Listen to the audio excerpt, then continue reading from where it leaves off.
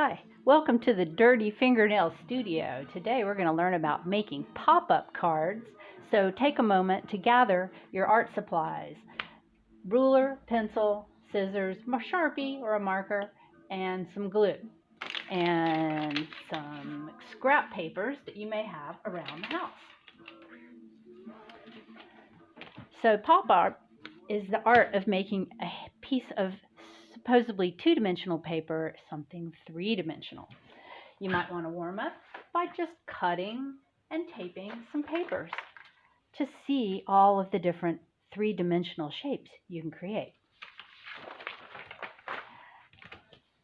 Our first pop-up is going to be what I call the talking mouth. We're going to start with a half a sheet of paper. That'd be about 5 by 7, and we're going to fold it the long way.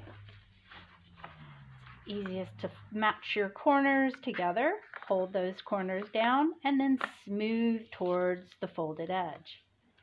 Crease that folded edge well using your finger or a tool of any kind.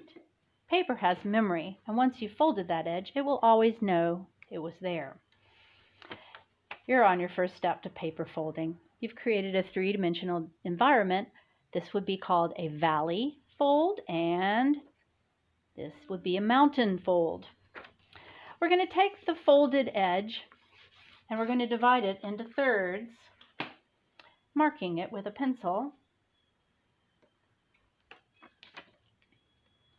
And then we're going to take your scissors and carefully cut a 1-inch slot from the fold towards the open end of the paper at a right angle, straight perpendicular from the folded edge.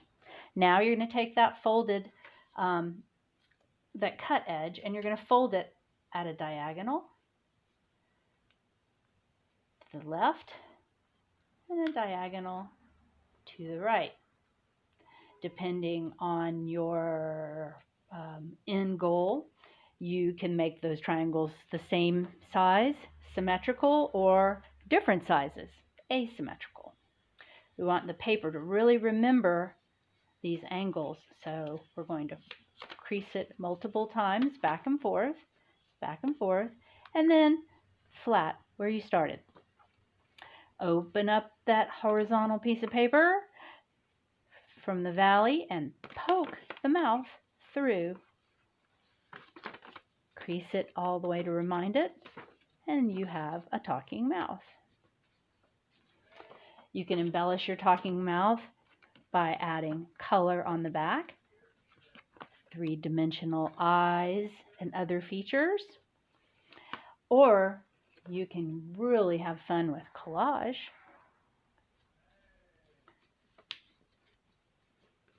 Creating a masterpiece.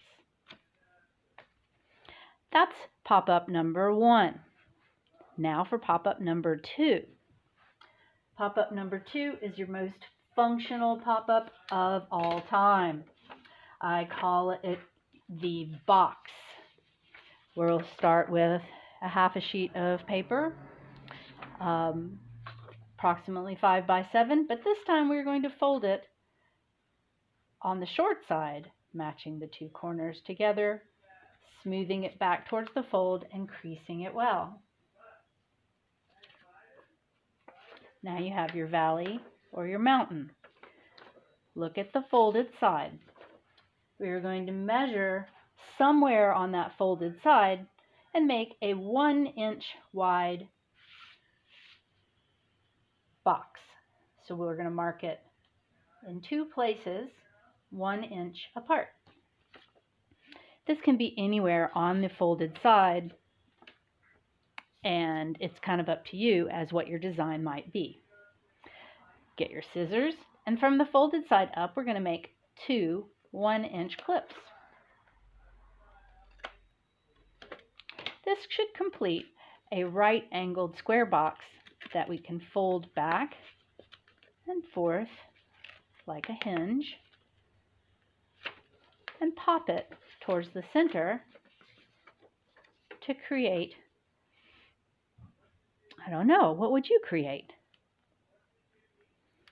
some of the things that ways you can embellish this might be to add some collage materials to create a three-dimensional snow scene.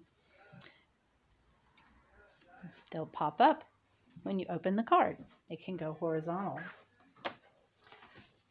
You could create a snow globe popping up to create a message. I hope you have fun making pop-ups. Check your Swissvale Library for the pop-up kits and more instructions and references about pop-ups for the month of November. See you next time.